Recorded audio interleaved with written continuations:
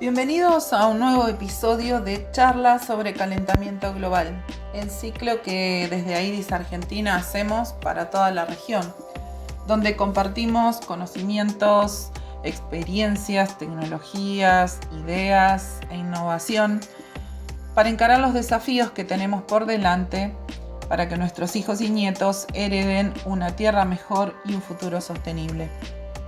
En estas conversaciones dialogamos con decisores políticos, sociales y referentes del ámbito empresario y académico. La idea es entender mejor los desafíos de la transición energética para nuestra sociedad, cómo adaptarnos a un mundo con un clima más variable y qué podemos hacer para mitigar sus efectos. Veremos las soluciones que pueden venir desde la ciencia y la tecnología, cómo repensar las reglas de la economía y la sociedad para una vida sobre nuestro planeta que ha visto un incremento sostenido y preocupante en las temperaturas promedio a lo largo de los últimos años. Ya no hay muchas dudas en la comunidad científica en cuanto a que el calentamiento es una consecuencia directa de nuestra actividad y el exponencial crecimiento que ha tenido el impacto antrópico sobre la Tierra en los últimos 2 siglos. Charlaremos sobre cómo construir resiliencia y desarrollar las habilidades necesarias para que la innovación, la tecnología y la ciencia sean aliados fundamentales para los cambios trascendentes que necesitamos hacer, tanto desde las instancias de decisión política colectiva como desde los cambios de conducta que a nivel cotidiano deberemos encarar. Mi nombre es Rosana Epulef e integro la División Técnica de Cambio Climático de AIDIS Argentina, junto a Juan Rodrigo Walsh y otros profesionales que venimos de una diversidad de disciplinas y miradas. Los invito a compartir ya el episodio de hoy.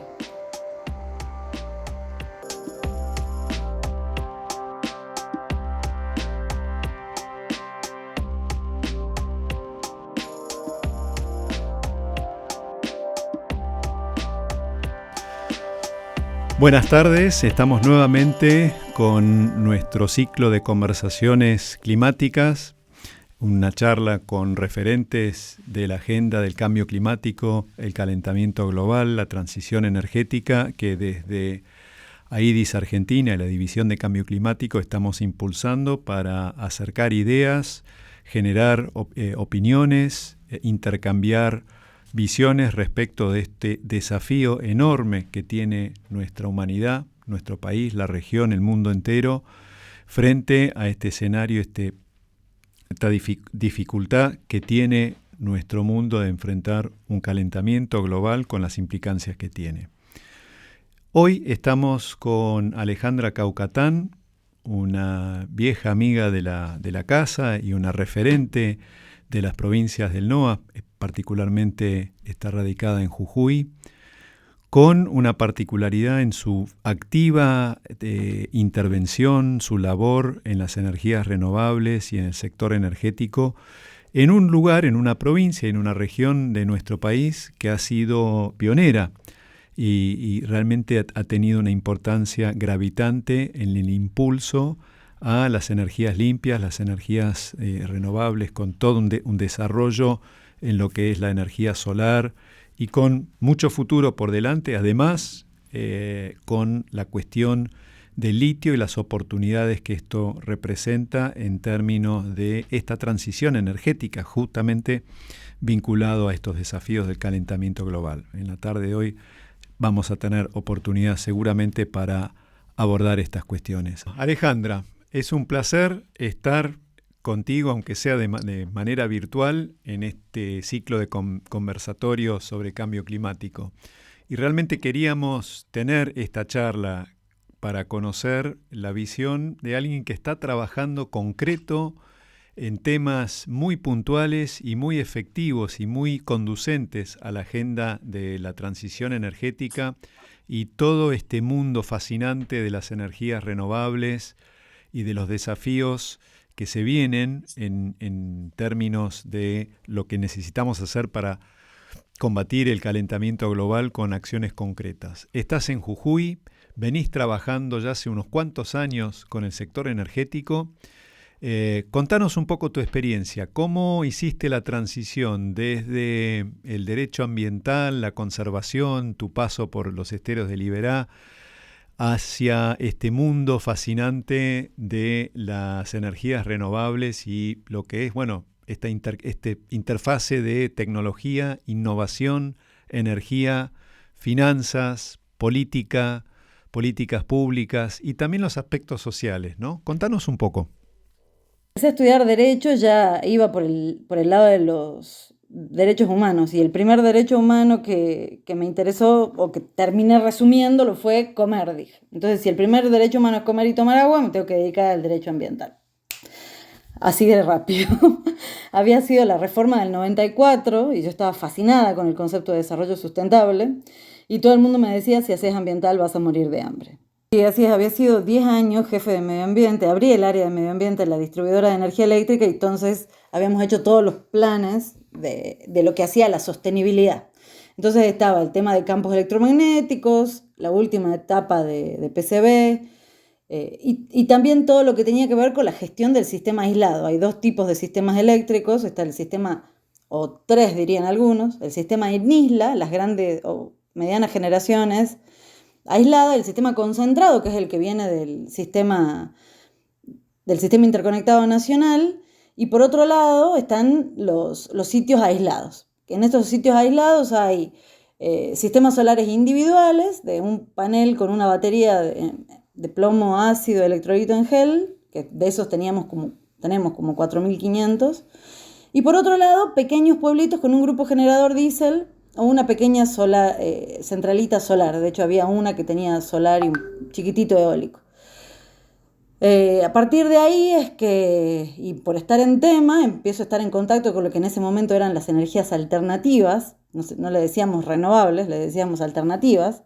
Hoy claramente sabemos que las alternativas no son estas, que las alternativas son las fósiles. Las fósiles son las energías alternativas, para venir a cubrir los huecos de la intermitencia natural de algunos sistemas de generación renovable. Más allá de que hoy, gracias a la acumulación de energía por un lado, y por otro lado las tecnologías térmicas, por ejemplo, como es la solar de torre, podemos tener solar 24 horas. De hecho, un gran caso de solar 24 horas hay acá al ladito en Calama, en el desierto de Atacama, en Chile, que está la central Dominador, que es una central de torre con helióstatos, que es un gran proyecto, que es solar 24. Nada, puesta en este estudio lo que en ese momento eran energías alternativas, entiendo de la potencialidad que tenía y de la potencialidad que tenía Jujuy. Así que a cuanta reunión iba, a cuanto me quería escuchar, hablaba de energías renovables y que la posibilidad de armar una agencia de energías renovables. Entonces, yo lo había pensado como una agencia, porque jamás me imaginé que íbamos a llegar al nivel de tener un estamento de gobierno, como es una secretaría o una dirección de energías renovables. Pero allá por el principio de 2016 armamos una Secretaría de Energía, dentro de la cual había una Dirección de Energías Renovables y Eficiencia Energética. Y esto es una aclaración también importante, y es que más importante que la energía sea renovable es la eficiencia energética. Digo, los cálculos sobre energías renovables se tienen que basar sobre realidades donde ya se haya aplicado criterios de eficiencia energética. Siempre entendiendo que eficiencia energética no es ahorro, no es restricción, no es dejar de hacer, sino es utilizar de manera racional, utilizar de manera inteligente. Hoy existen no solo tecnología para ahorro de energía, sino que además existen disposiciones constructivas. La eficiencia energética se aplica a cada sector de la economía, desde la industria hasta el transporte, hasta las casas de cada uno, pasando por poner un duchero en la ducha que tire aire y agua. Entonces me ahorro gas, ahorro agua, hay un montón de formas de verlo. El punto que armamos esta Dirección de Energías Renovables y Eficiencia Energética, y con ella el Plan Jujuy Provincia Solar. Este Plan Jujuy Provincia Solar tenía varias partes inspiradas en, ya que mi extracción era ambiental, los indicadores energéticos de desarrollo sustentable. O sea, había todo tipo de indicadores de desarrollo sustentable, y entonces rescatando los energéticos, en base a esto hice el plan, y ese plan tenía generación de energía eléctrica en grandes cantidades, o sea, en alto volumen, como sería el parque solar Cauchari. Cauchari, para que se den una idea, son 800 hectáreas. Son 1.000.000 de paneles fotovoltaicos, son 100 transformadores, a más de 4.000 metros sobre el nivel del mar, e inyectando en una línea de alta tensión. Pero por otro lado, también dentro del plan había inyección en media tensión. Para los que no saben, más de 100 es alta tensión, 33 y 13,2 son media tensión, y después está la baja tensión, que es la que tenemos todos en las casas, que es el famoso 220. El punto que estaba en grandes cantidades en Cauchari, en media potencia, que serían 10 megas en 33, y después la generación distribuida. En ese momento todavía no estaba la ley de generación distribuida, así que empezamos con un proyecto de ley de generación distribuida local, pero ya estaban los proyectos de ley muy interesantes y con acuerdo de cámaras, de sectores políticos de generación distribuida. Pero además incluía el aprovechamiento del sol desde el punto de vista térmico y con aplicaciones rurales. Y entonces este plan incluía secaderos solares, bombeos de agua solar, boyeros solares, bueno, nada, todo lo que hiciera a facilitar la producción agrícola rural con energía solar. Hicimos en su momento la Secretaría de Agricultura Familiar, relevamientos sobre necesidades productivas, después reuniones con INTA, después terminó volviéndose un plan nacional con PERMER detrás. PERMER era quien había puesto estos primeros proyectos, estos primeros grupos, estos primeros pueblitos con sistemas solares de abastecimiento, los había hecho PERMER, y también estos sistemas individuales de panel con batería. PERMER quiere decir Programa de Energías Renovables en Mercados Rurales. Y es de la Secretaría de Energía de Nación, es un financiamiento del Banco Mundial. Alejandra, Bueno, así desarrollamos. Te Sí. quiero interrumpir ahí porque me parece fascinante esta historia. El PERMER creo que ya tiene unos cuantos años en vigencia en toda la Argentina. Empezó como una cosa piloto, como una iniciativa piloto 98. en el 98. Sí, sí. Fue creciendo y si mal no recuerdo tuvo algún apoyo en algún momento del gobierno de Alemania y después sí lo tomó el banco con mucha fuerza. Si vos tuvieses que evaluar, ¿ha sido positiva la experiencia del PERMER a lo largo de estos años? Así como instalando la agenda, instalando las posibilidades y abriendo caminos, ¿no? Cuando uno hace cualquier cambio, siempre tiene la inercia del cambio, ¿verdad? Y el PERMER tuvo la inercia del cambio en su momento, pero yo creo que ha sido determinante lo que ha hecho PERMER. A mí me parece que es un gran proyecto PERMER, porque gracias a PERMER en la primera etapa solo era eléctrico, pero después fue eléctrico y térmico, y después dejó de ser térmico otra vez. Pero en la etapa en la que era eléctrico y térmico, el PERMER reemplazaba todos los usos energéticos en general. Entonces no era solo el panel fotovoltaico, sino que además tenía una cocina solar, un horno solar. Entonces, todo lo que es térmico solar tiene un gran componente de metalmecánica local. Es buenísimo desde ese punto de vista, porque en la generación distribuida yo puedo tener un aporte de metalmecánica, por ejemplo, en soportes, pero el resto va a ser un módulo importado. Pero en térmica, las cocinas solares, los termotanques solares, los hornos solares son cosas muy simples de hacer técnicamente hablando, que incluyen mano de obra local y que además es metalmecánica local. Por eso dentro del plan Jujuy Provincia Solar había una fábrica de termotanques solares inicialmente, que después iba a convertirse en termotanques, cocinas, o sea, todo esto que implicara pymes, ¿sí? O sea, Jujuy tenía una tradición de arrabio, de zapla, de soldadores. Mi intención era un poco también rescatar estos oficios que había en la provincia, digamos. ¿Cómo hiciste esta transición, digamos, del área operativa de lo que es una compañía energética con los problemas vinculados, qué sé yo, a la gestión de PCBs, a la gestión o los desafíos con las radiaciones no ionizantes, esos temas que afectan al sector energético y que fueron, digamos, la cuestión tradicional de los problemas entre el ambiente, los vecinos y las empresas energéticas, y este nuevo contexto, digamos, donde las energías renovables tienen la importancia que tienen. Lo que pasa es que cuando lo pensé, yo lo pensé como un proyecto, como un plan de desarrollo sustentable basado en el sector energético. O sea, era un plan de desarrollo sustentable que tenía que ver con dar acceso a energía de calidad. Cuando digo energía de calidad me refiero a la frecuencia, o sea, que no se los corte, y en cantidad, o sea, que tengan suficiente cantidad para producir. Y esto tenía que empezar a donde no había suficiente energía. Había energía, pero no había energía suficiente para producir. Había que dar ese salto cuántico. Entonces, cuando lo ves, es creación de pymes, mano de obra, pero también acceso a la energía. Digo, el sector energético, la sostenibilidad energética tiene una multidimensionalidad que es sumamente importante. Porque tiene que ver, o sea, yo no me olvido más cuando trabajaba en la distribuidora que mantenían los sistemitas y cambiaba las baterías y toda esta parte. En un momento me dicen, gracias doctora, gracias a usted tengo más horas de vida en mi vida. Este es el impacto que además tuvo Permer también, porque fue a ese tipo de lugares y a ese tipo de situaciones donde la señora que volvía de pastar las ovejas podía hacer una comidita para el otro día, tarea con los hijitos, o sea, había más horas de vida a su vida. Entonces, la energía es mucho más que un panel fotovoltaico. Esto es, me parece, el mensaje más importante. El aprovechamiento del sol se puede dar, la convección, esto de que calor sube y frío baja, se da naturalmente. Entonces, con esto puedo hacer un muro trombe en una casa.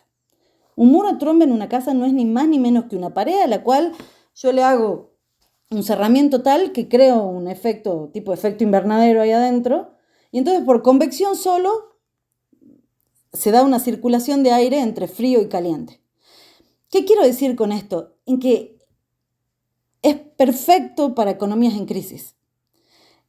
Todo el tema de cocción lenta con calor retenido, que por ejemplo Salvador Gil en la Universidad de San Martín es pionero en esto y es además quien más lo propugna y lo lleva adelante, es clave. O sea, los cálculos, él es un superfísico, los cálculos sobre ahorro de gas, cuando yo puedo aislar mejor mi casa, cuando pongo una membrana entre la chapa y el techo, cuando uso calor retenido en vez de usar todo el gas de mi garrafa, me explico lo que quiero decir. Digo, esto va a paliar la pobreza, esto va a crear mano de obra, esto va a generar producción porque me da acceso a la energía, esto me da a combate del cambio climático porque reemplazo, en el caso de Jujuy, la entrada de fósil de Güemes por la entrada solar de Cauchari. No, es fascinante lo que estás contando y creo que este es el mensaje más fuerte para plantear en términos de las oportunidades. Me encantó la frase de esta situación es ideal para una economía en crisis, porque me parece que este es de hacer de la crisis la oportunidad, dar vuelta y tener la resiliencia para buscar en esto las oportunidades para dar ese salto cualitativo. Y me parece que ahí hay unas enormes oportunidades. Hablabas de las inercias antes. ¿Cómo fue el proceso de la región, de tu provincia, del resto de la región, de ir hacia este esquema de grandes inversiones en energías renovables? ¿Ayudaron los programas, digamos, dentro de lo que es la ley 26093, la vieja ley Guinle, que impulsaba esto? Hubo que romper inercias, me imagino. ¿Cuáles fueron, digamos, los impulsores y los impedimentos para el desarrollo de esto?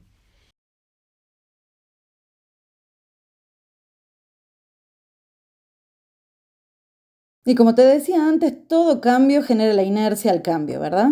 El sector eléctrico es un sector como muy antiguo y nosotros, los de las energías renovables que nos hacemos los jóvenes cool, les decimos los electrosaurios. Porque hay un montón... De hecho, yo estoy Me encantó la frase. Sí. Los electrosaurios tienen que ver con ver todas las limitaciones que tiene, por ejemplo, la intermitencia de las renovables.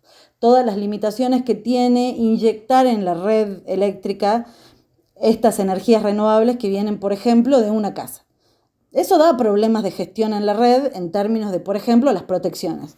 Yo cuando voy a hacer mantenimiento de las redes, yo tengo que lograr que si hay una corriente de cortocircuito, aislarla y limitarla. Entonces hablo de seccionamientos.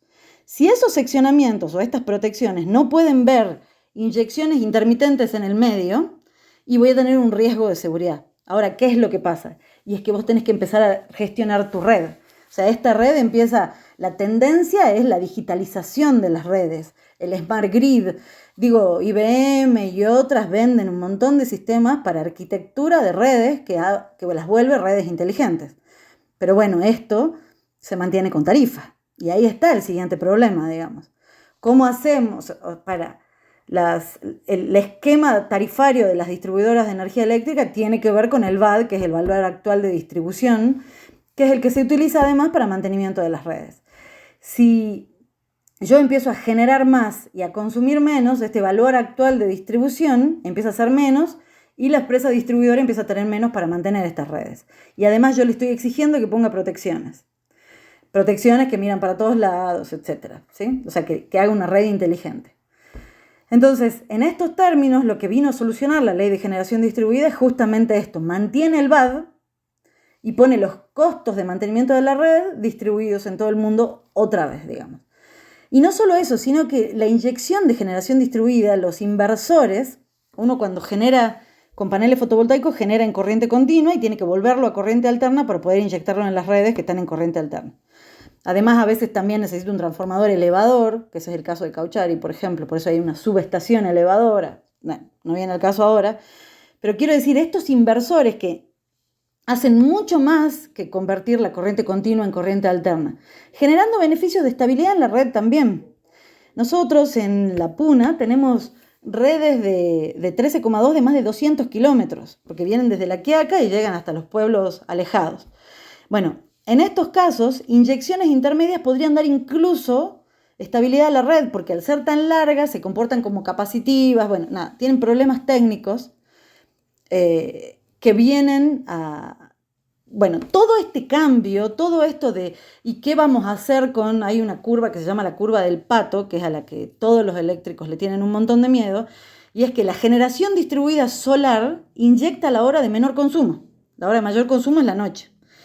Entonces, entra toda la solar y a la noche sale toda la solar. Todo esto implica una ingeniería de la red, del sistema interconectado, y es por eso que se habían planificado no solo generaciones renovables, sino además acumulaciones renovables.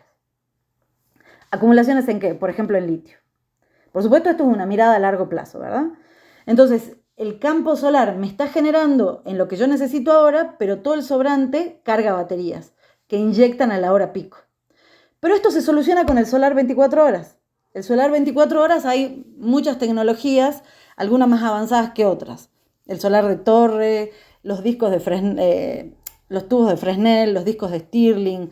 Digo, es tecnología viejísima, que lo que le falta es un golpe de timón.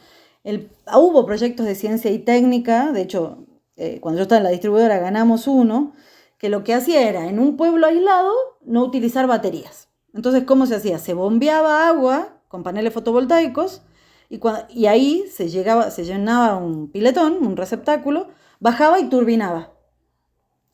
Entonces, cuando a la noche no tengo sol, la dimensión de la pileta es lo suficientemente grande como para que siga habiendo agua para que turbine. Entonces yo tenía solar 24 horas por acumulación. De hecho, Chile tiene un proyecto enorme y Australia tiene otro, que bombean y acumulan grandes cantidades de agua, de mar a veces, o sea, de mar en el caso de Chile, grandes cantidades de agua, y en el caso de Australia un super dique, que después turbina durante la noche y vuelve a generar con solar de día. Entonces digo, lo que me da las renovables es un cambio de paradigma. ¿Sí? Ya no estoy en mi casa esperando que llegue la distribuidora a la puerta para que me traiga energía, sino que yo gestiono la energía dentro de mi casa. Veo qué implementos de eficiencia energética voy a poner, cómo intervengo en mi tablero para que no haya armónicas y otras problemas eléctricos que hacen que me suba la tarifa. Puedo poner generación aislada. La generación aislada no necesariamente es solar. En el sur hay un montón de generación aislada eólica. De hecho, Permer ha puesto eólicos en el sur. Entonces digo, hay un cambio de paradigma que se da a nivel individual, pero también a nivel sociedad, y como tal, los cambios históricos es como dar vuelta a un elefante, ¿verdad? Puede dar vuelta a la cabeza, pero hasta que da vuelta todo, y bueno, pasa un tiempo y hay un montón de resistencia al cambio. Y esto ha pasado un poco con la ley de generación distribuida. Ha habido un montón de pymes preparadas se venía la ley de generación distribuida, entonces tenían un ingeniero que contrataba un ayudante, contrataba un software, dimensionaban sistemas, instalaban sistemas, y la ley de generación distribuida pierde un montón de potencia, y entonces todo este pequeño mundillo de metalmecánica para soportes de los paneles en los techos, de albañiles que iban a hacer adaptaciones en los techos para poner los sistemas, hasta en piletas. O sea, hoy una de las cosas que más pregunta la gente es cómo calentar el agua de una pileta. Porque como no se pueden ir de vacaciones, hacen piletas y las quieren calentar con solar. Digo, las oportunidades para pymes eran enormes en este sentido. Fascinante, fascinante. Me estoy dando cuenta, Alejandra, que nos vamos a tener que volver a juntar, quizás después de la COP26, que realmente creo que va a marcar un hito. Y realmente es importante lo que estás planteando. Rescato un concepto, esto que mencionás respecto de la energía distribuida. Y yo tiendo a pensar que en esta transición energética hiciste hincapié en la desaparición del viejo modelo del monopolio público-privado, que es la distribuidora de energía, y el modelo, digamos, de los grandes generadores, grandes distribuidores. Y en este nuevo escenario hay como un empoderamiento a la ciudadanía, al individuo como consumidor y también como ciudadano, en términos de ser generador, tomar conciencia y tomar un poco el mando de sus decisiones en términos de consumo, en términos de uso de energía, en términos de otras cuestiones. ¿Qué otros campos? Yo sé que Rosana, que viene más del sector de residuos, tiene alguna inquietud que te va a hacer en breve. Con la aclaración de que la red hay que mantenerla, ¿no? Totalmente, o sea, digo, totalmente. El monopolio, oligopolio, lo que fuera, digo, la red hay que mantenerla porque la red funciona desde cierto punto de vista como una gran batería también.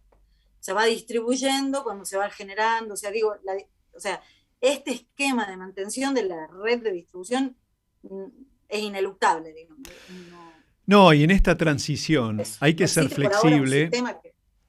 Creo que hay que ser flexible, hay que ser práctico. Yo sé que en Australia, por ejemplo, se están analizando cómo utilizar la red como almacenamiento a partir, por ejemplo, del parque de vehículos eléctricos, de autos eléctricos, que en el momento en que no se están usando, probablemente sean suministradores de energía a la red. Entonces hay como un ida y vuelta. ¿Qué es lo que vos decías? Es como funciona SolarCity de Tesla en Estados Unidos. Mira, técnicamente es posible. De hecho, acá está dando vuelta un camioncito que va restaurante por restaurante recogiendo el aceite vegetal. Pero el tema es esto, digo, tiene altos costos de logística, de transporte, de acumulación, de acondicionamiento. Entonces hay que ponerse en situación de cuánto me va a salir ese kilovatio hora. A ver, para que te den una idea, el solar en su momento, yo cursaba San Andrés en ese momento y la última licitación había sido en marzo y se había pagado la última, que no eran licitaciones en ese momento, sino que se daban los contratos, $245 en megavatio hora, si no me equivoco. Eso había sido en marzo. Cuando terminó el curso de San Andrés en noviembre, nos dicen, no, el precio que se está calculando va a ser de $60 el megavatio hora. A lo cual yo lo llamo al gerente general de la eléctrica y le digo, che, $60 el kilovatio hora, imposible. Y cuando asumo de directora de energías renovables, todas las reuniones, o la que vos te imagines, nadie decía que era posible bajarlo de $100 el megavatio hora. Y la licitación se ganó por 60, la de Cauchari, al principio. Después bajó a 40, 45. Hoy Chile y Perú están planteando precios del kilovatio hora de menos de 20 dólares el megavatio hora. Entonces, ¿cómo vas a competir contra eso? Si no valoramos como sociedad la internalización del costo ambiental, o sea, si no hacemos un balance ambiental económico, no va a cerrar. ¿Me explico lo que quiero decir? Digo, la internalización de costos ambientales tiene que tener números en dólares para que sea posible hacer este tipo de medidas, porque si no, ese precio de la energía no te lo va a pagar nadie. O sea, no te olvides que nosotros tenemos una comercializadora central, que es Camesa, es la comercializadora en el mercado eléctrico mayorista, y desde ahí se dan los permisos de inyección y demás, y se pagan los contratos en función de la energía inyectada. Y así es como entran los tamberos, por ejemplo. En tambos sí ha habido en renovar proyectos ganados y que además funcionan muy bien, y es muy interesante porque hace a la gestión de efluentes. Pueden generar energía a partir de efluentes sólidos y líquidos. O sea, eso está muy interesante.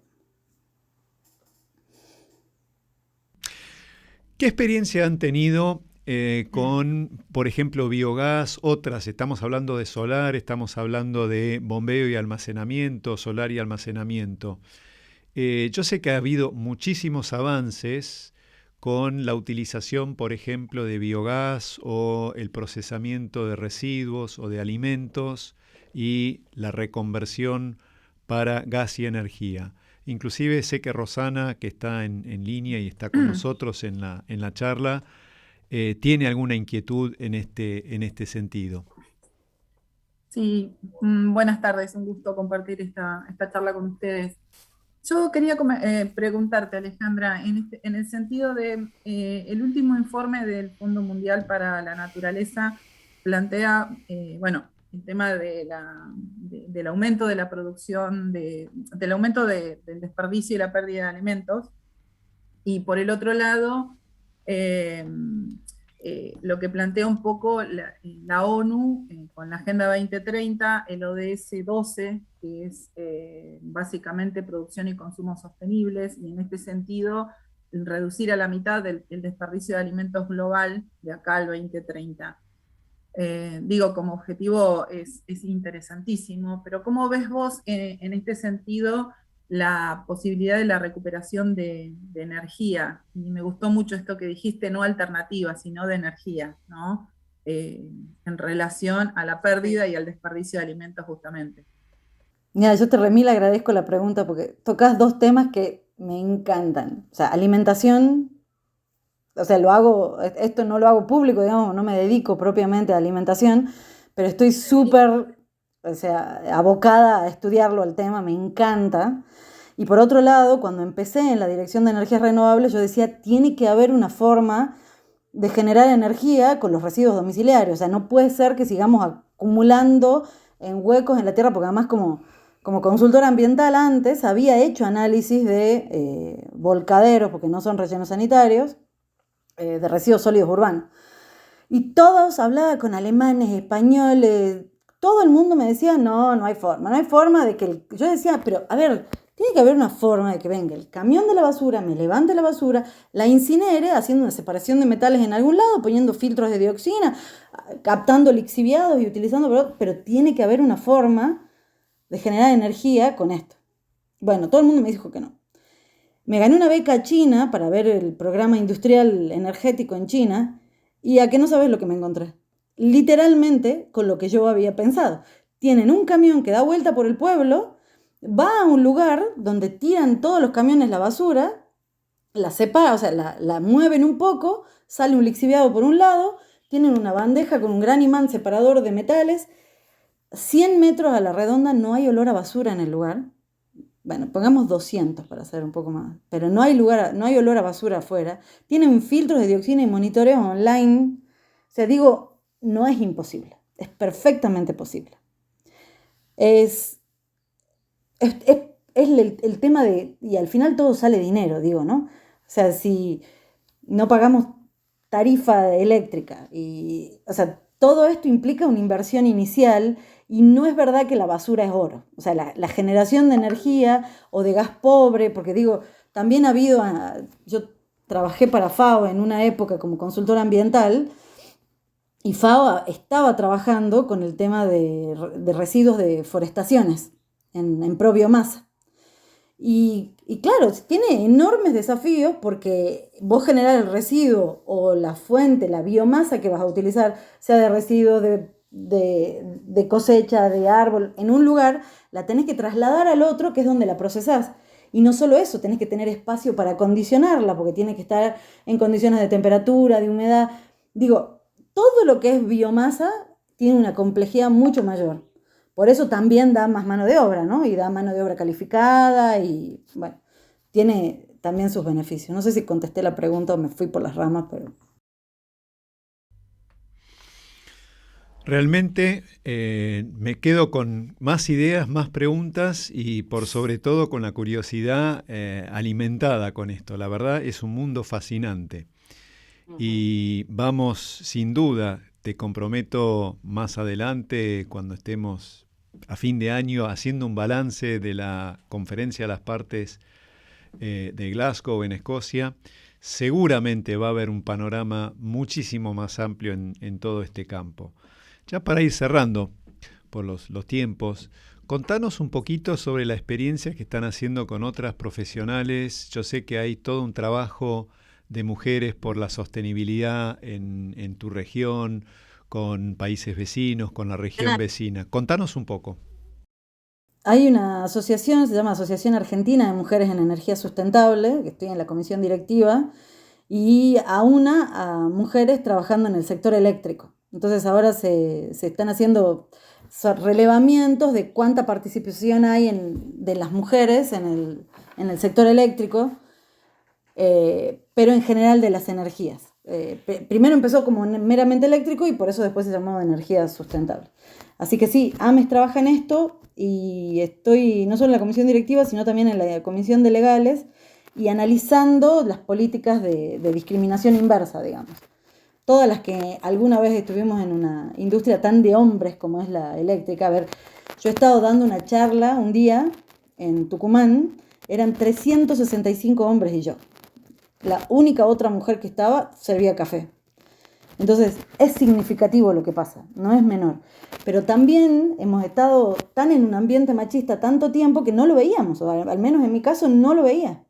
Entonces, todo lo que era discriminación inversa me parecía ridículo y que uno tenía que ganarlo por sus propias capacidades.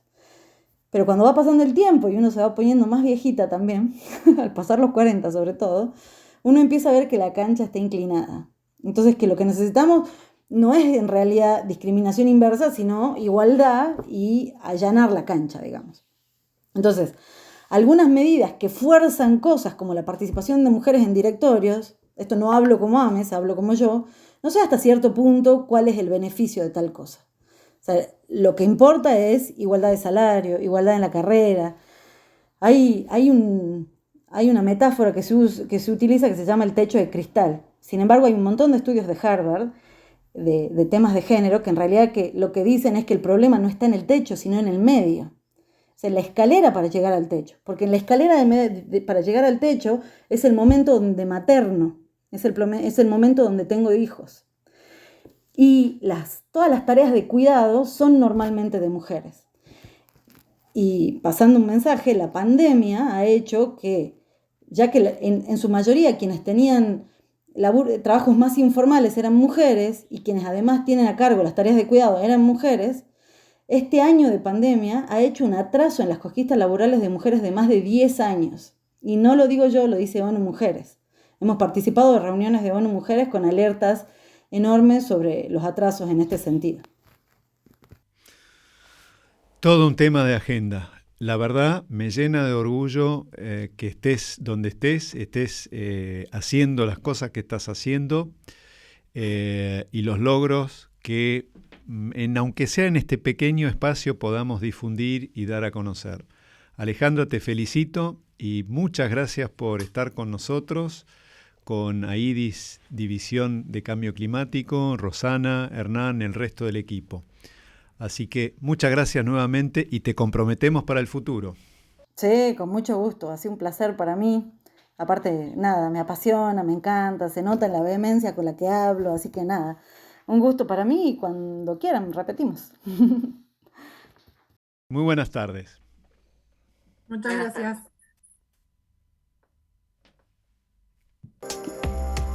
Muchas gracias por participar en este episodio de charlas sobre calentamiento global.